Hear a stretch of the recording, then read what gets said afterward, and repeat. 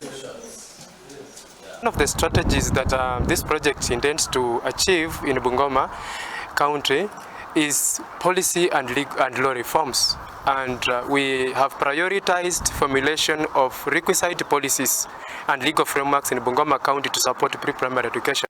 So for the last 3 days, we have been here discussing with the County Department of Education and Vocational Training, led by the CEC who is here and his entire team, the Department of Health and Sanitation, which is represented here at the County Assembly, on how we can come up with policies and put in place a legal framework that's going to support holistic skills development amongst our pre-primary learners.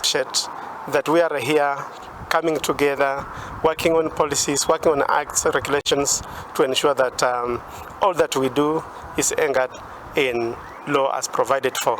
We have been sharing for the last 3 days together with the technocrats from various areas, including the national government, the county assembly, and other stakeholders to ensure that policies are in place. I would like to thank the CEC and his team for having sat here the whole day, the 3 days, coming up with the policies. I think I would like also to thank the governor.